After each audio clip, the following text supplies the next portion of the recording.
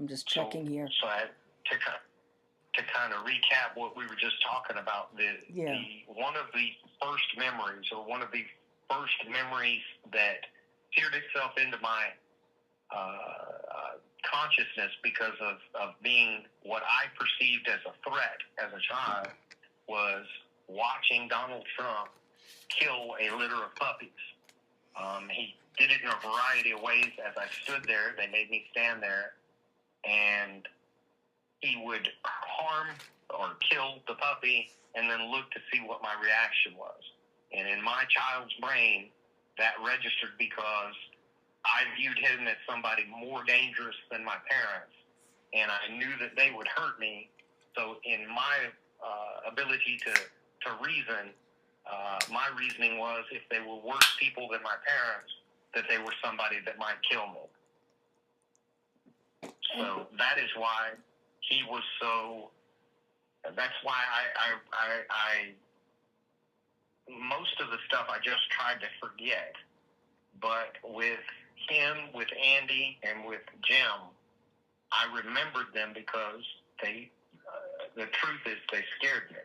Yeah. Okay, so I'm going to summarize a bit about what we had discussed that wasn't recorded. So with Trump, when Trump murdered the puppies and forced you to watch, you were 8 or 9 years old. That was your first remembrance of Trump. And had Trump sexually assaulted and tortured you already? Maybe, but I don't recall.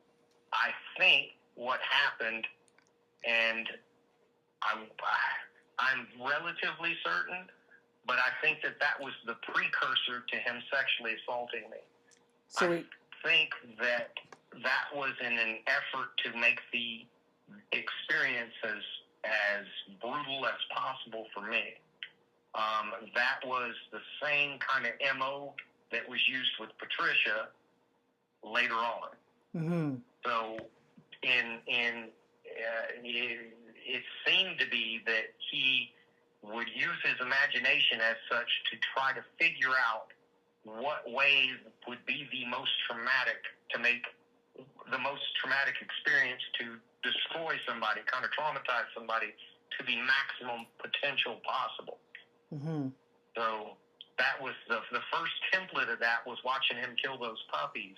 And then the next higher order of that, and I couldn't tell you exactly how much time passed between, but I would say likely a couple of years, or at least a year later, before the instance with Patricia.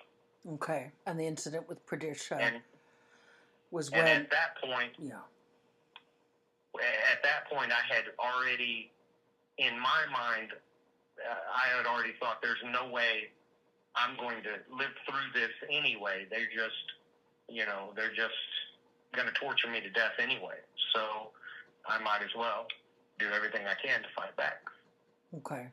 And so with the incident with Patricia, then recapping, they told you to go into another room with Patricia. There was film? They were filming?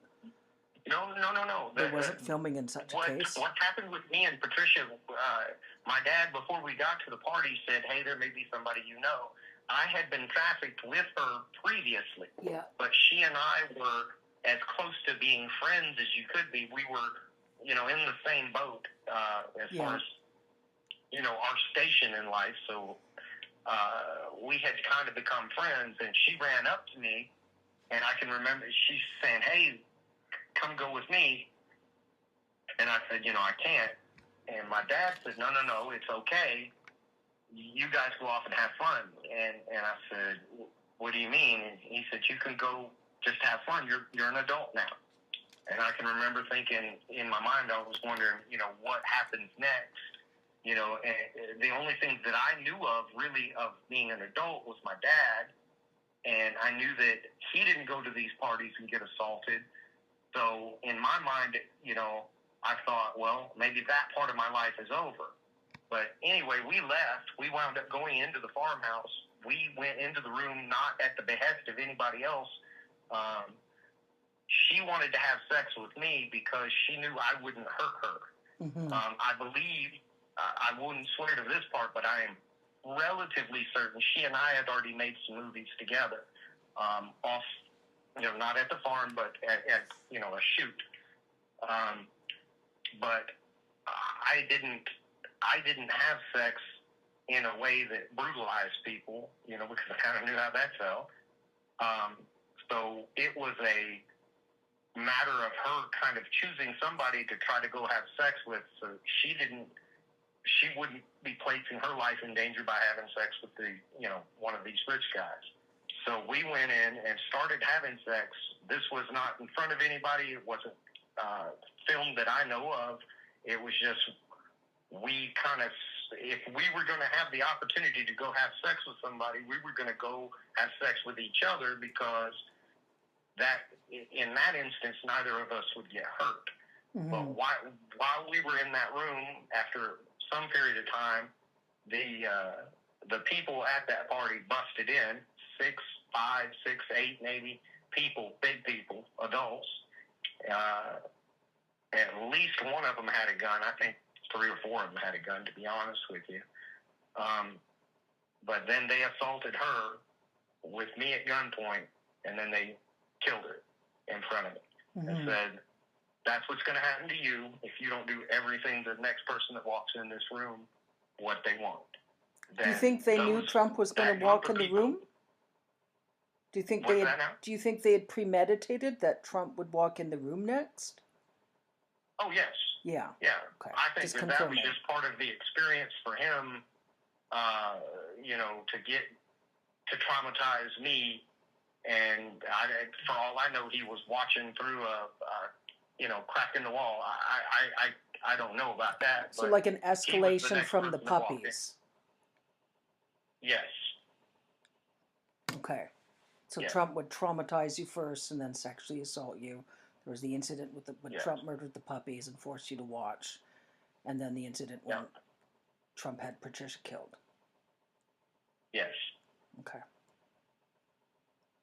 And then that's the incident with Patricia we spoke about, where Trump assaulted you, tortured you, and then Trump wanted you to engage in sex with Trump, and you found the tent peg and got a condom on, and then inserted the condom in Trump's anus, and kicked it as hard as I could. And kicked as hard as you could.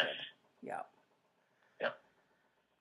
Yeah. And my plan was to continue hurting him to death, but as soon as I did that, he started screaming, and those same people busted back in. So. And then what occurred? My dad was at that party, obviously not in that room. It was just these other people, but we did not get assaulted or anything at that party. They didn't know what to do at that point. So we left. We didn't get beat up. I didn't get further assaulted by anyone, but some period of time passed, a week, 2 weeks, 6 weeks. I couldn't tell you how much time, but I can remember my dad saying, we've got to go face the music. So, I can remember him talking to me like I had done something wrong. He said, you can't do that to the rich people.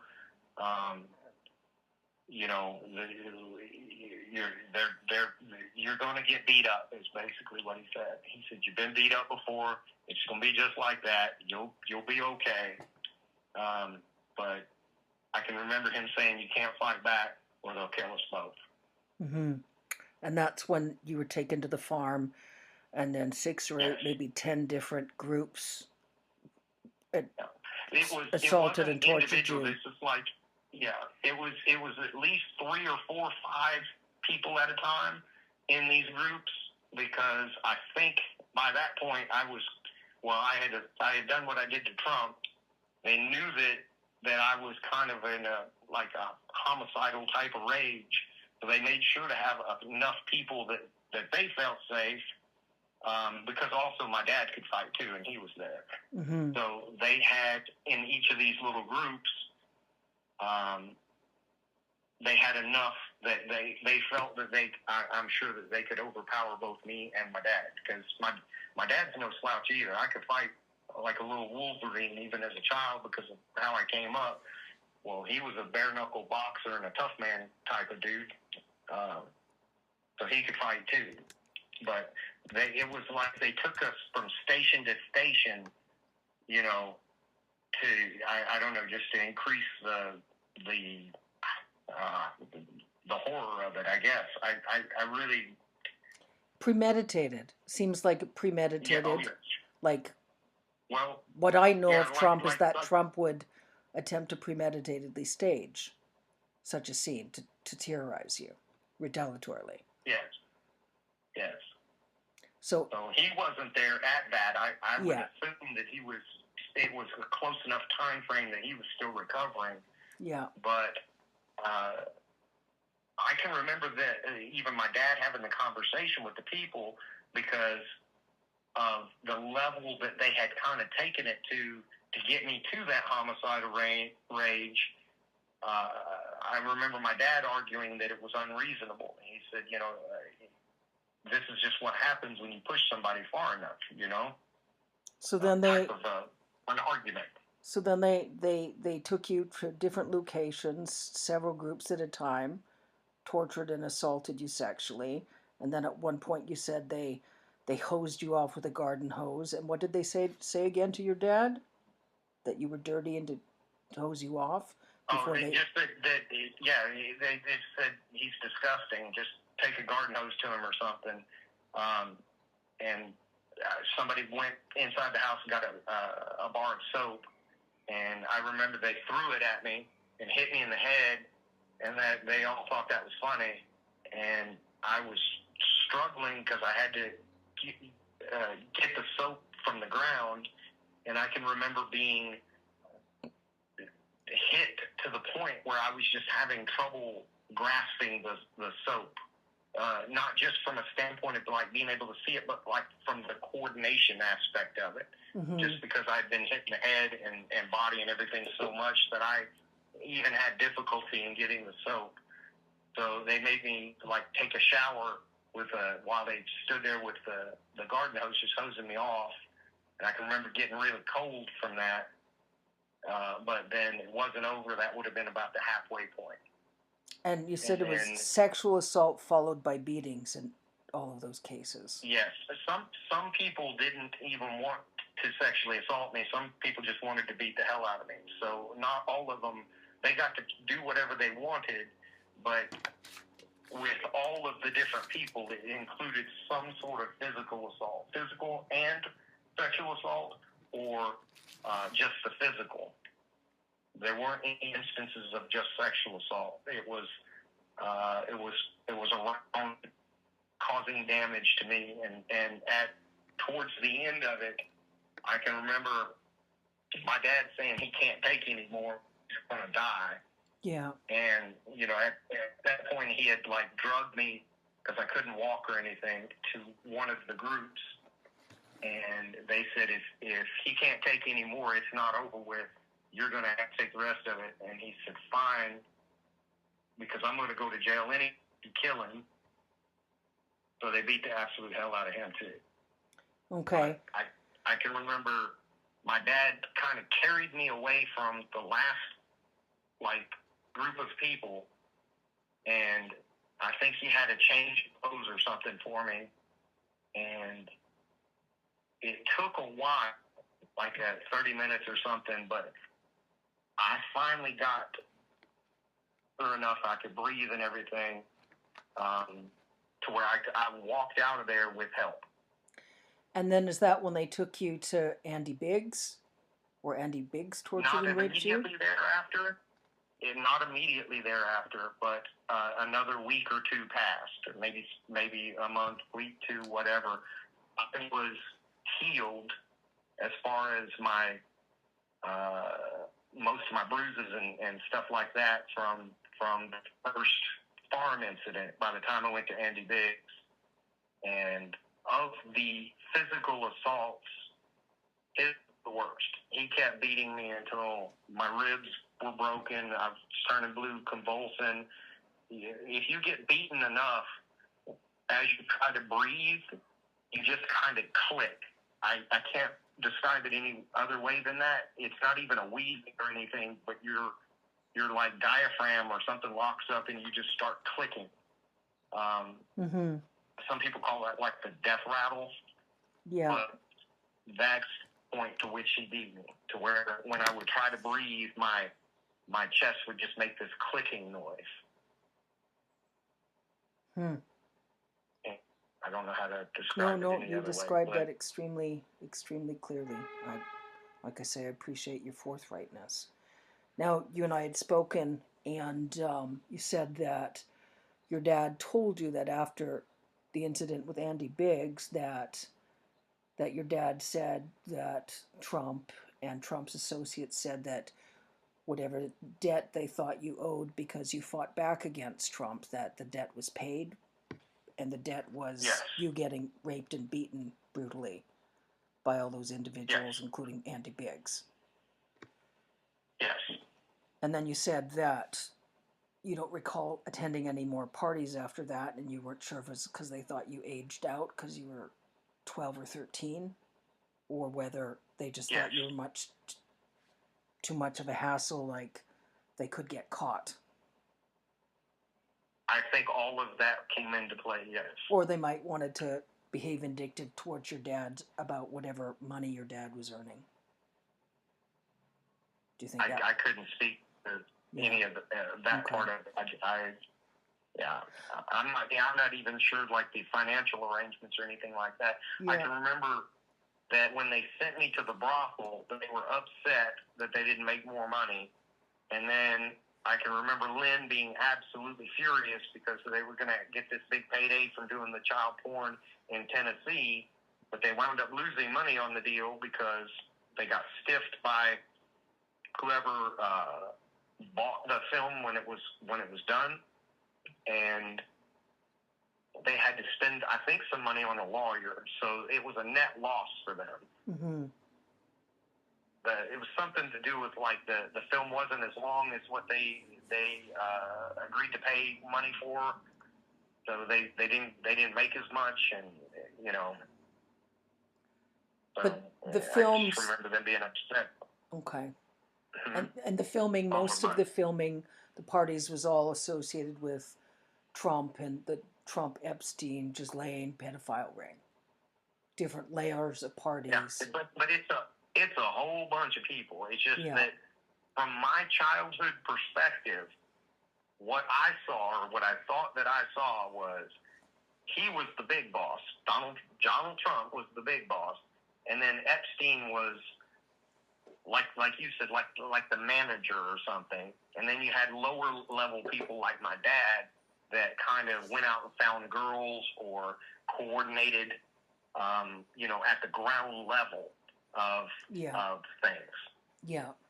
So in terms of even Epstein himself, he just sought out people like my dad that would sell, their adopted child, their actual child, or whatever. So those are the different layers of people. Yeah.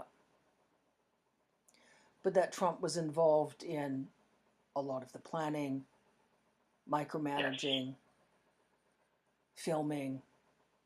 Certainly the payouts. Yeah. Because I know that when I was offered to Trump, the excitement that was in the house from Lynn, particularly, was that this is going to be the big payday. We have made it up to the highest level of this thing, so to speak. Mm-hmm. Because they would sell me at a lower level to people that they knew. Not this is outside of the parties, but obviously they don't have the type of money that these rich folks have, so that wasn't really a big payday, and they were nervous about taking that kind of money because they were accepting this large amount of risk for very, really little amount of reward. And they were excited to make it to the level of Donald Trump because I think the payday that they were supposed to get was $25,000. Mm-hmm. It may have been another sum, but that's just the sum that I remember. And that may not sound like a lot, especially today, but for our less standard of living, that would have been a fairly sizable chunk of money. Mm-hmm. And and we spoke about in terms of the years when you were about 9 to 10 years old, maybe 8 years old, until about 13. Mm-hmm. And most of the parties, there were only 3 or 4 kids there. Sometimes only you. Yes. And it was sort of the different. Always have, they would almost always have at least one girl there. So I'm sure that the mentality of that would be, to have a boy or a girl to choose from. And there may have been children at these parties that were in attendance that I just didn't see. Yeah. Because I was being abused, in like a bedroom of the farmhouse or some other location, and there could have been more people there. I can't really say exactly that. Mm-hmm. You get kind of just from a standpoint of the experience, you very much just kind of lock onto your surroundings to try to stay alive. You're looking at the person that you're having this encounter with, anything that you could potentially use for a weapon, escape paths and stuff like that. Very much you're in survival mode. So you tend to hyper-focus on just what's immediately around you. So there may have been additional things going on, but I really wasn't paying attention to those. Okay, and we spoke about the average age was like 9 or 10 years old in some cases. Layers of parties. All the way up to adult prostitutes were there too. Yeah. So the younger end is 9, 10, all the way up to, young ladies, 17, 18, 19, 20-year-olds, And did you ever see Andy Biggs sexually assault and torture anyone else? Or you? No. No. Not that I can recall, no. And what about Jim Jordan? No. I remember him from that one instance. I'm not saying that he wasn't at additional, but I only remember him at the one. And I can remember a bunch of people being there, but to be honest with you, the rest of them just kind of melded together. Just a bunch of adults. Kind of a crowd of people. The ones that I focused on, the ones that I remember, are the ones that seared into my brain that this person could kill me next time. Yeah. So I need to remember this type of deal, and that's those 3. Yeah, and then Trump during all those years. Now, did you ever see Clarence Thomas more than once, or Lindsey Graham? I could have, but I only remembered Lindsey because his mannerisms, particularly when he's not in the public spotlight, are very effeminate. Yeah. So that stood out to me, and Clarence stood out to me, and I only remember seeing them at one of those parties before anything happened. So I'm not saying that they were necessarily involved in abuse. They could have been. They could have even been involved in abuse that included me.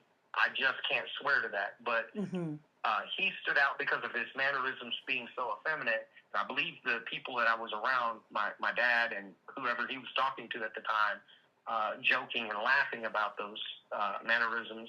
And then I remember Clarence because he's a black man. Not only is he a black man, but he's kind of a dark-skinned black man. So in that group of people, he stood out a lot because he was the only black guy there. Okay. And then in terms of, we talked about transportation, plane, airplane, helicopter, automobile. You said there was usually there weren't a lot of folks on the plane, maybe sometimes 3 or 4 other kids, sometimes just you, with right. whichever adults on right. the plane. When, yes. with the snuff movies, were any of those shot on the farm that you remember? Or those you said were at different locations? Those were at different locations. And how many folks other did you see than killed in the snuff movies that you saw filmed?